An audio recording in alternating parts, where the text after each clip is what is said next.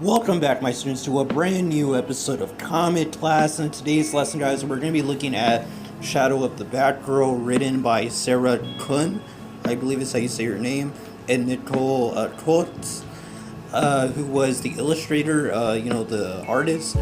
And yeah, this is a really good book, and I'm here to talk about it. Now, we're not going to be doing the usual, play-by-play and talk about the entire book. But I do recommend you go check it out, and the link will be down below to read on Comixology legally. But yeah, we are going to talk about some stuff that happens in this book, so if you haven't read it already, beware of spoilers. And yeah, this is going to be the start of a retrospective series I'm going to be doing for Cassandra Cain, a very underrated Batman character, basically Bat Family character. And there hasn't really been people on YouTube that I know of that have really dived into this character, so I decided I will be jumping into this character on my channel. I'm not sure how frequent the videos will be for this series of retrospectives, but I am going to be getting a reading list from one of the people on Twitter, and hopefully we'll be covering a lot more of Cassandra Cain stories in the future on this channel, so be sure to subscribe for those videos. And yeah, without further ado, let's jump right into today's video and talk about this amazing book. Let's go.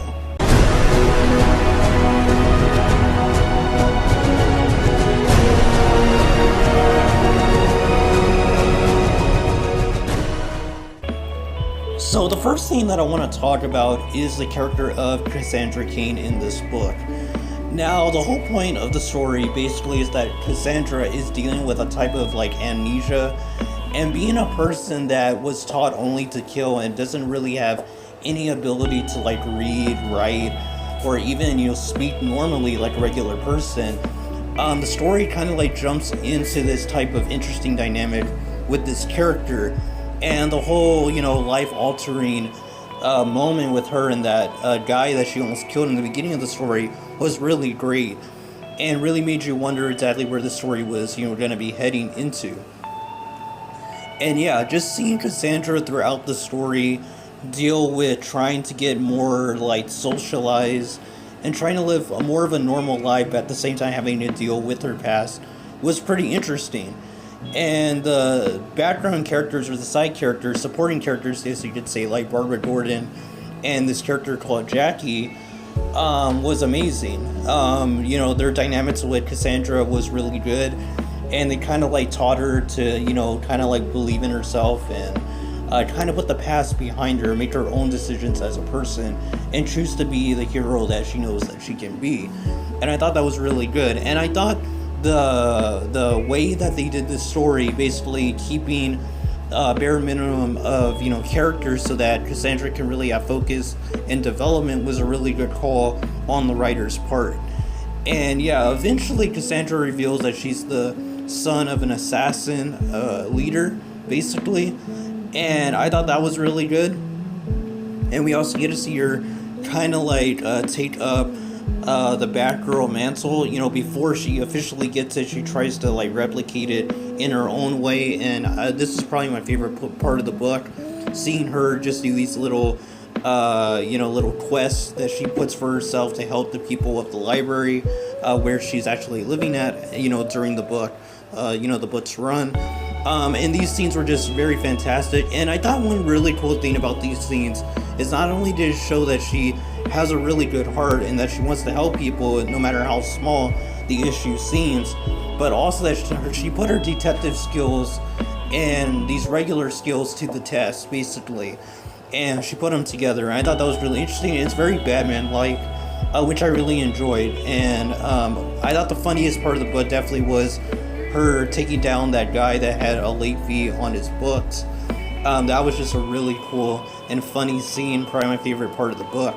And yeah, we also get a relationship between Cassandra and this guy called Eric, and their relationship was pretty interesting. Of course, considering this was only about 200 something pages, or maybe less than that, you can't expect it to be fully developed, the relationship, but it was really good for what we got. Now, we also get to see that as far as action scenes go, the series had a good enough action in it. It wasn't action heavy, but it also wasn't dialogue heavy, in that it was very visual based, especially in the first few issues, or parts of the story, the first few chapters, and I really did enjoy that. But it did go really quick, and I was able to finish this book in maybe like 40 minutes time. But yeah, the action scenes are actually really well choreographed, and the artist did a really good job with the artwork. And the art is something that I definitely could see it not being everyone's taste, but it was okay to me, considering that I think the story really brought it all together well, so it really didn't matter if the artwork was super detailed or not. I think it, did its job, and it did really good, like I said, with the action scenes, and I think that's what this artist, really, delivered at.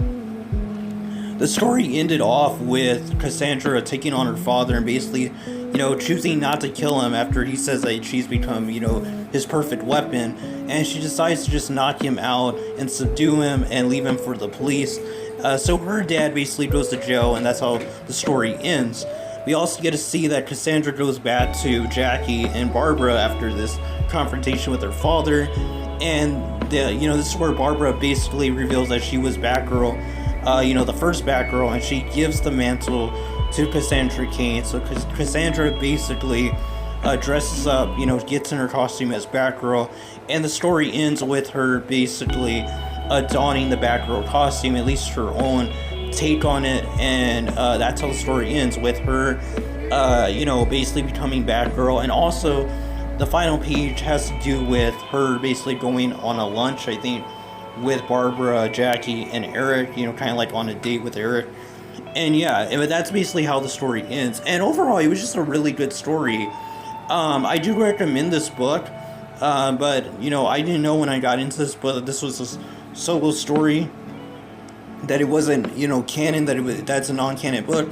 But despite that being a non-canon book, it's a pretty solid read, and I definitely do recommend you go check it out. This definitely did make me interested in Cassandra's character, and I definitely will be, like I said, starting this retrospective, going through different stories with Cassandra Cain, because this definitely did pique my interest, and I just enjoyed myself reading it.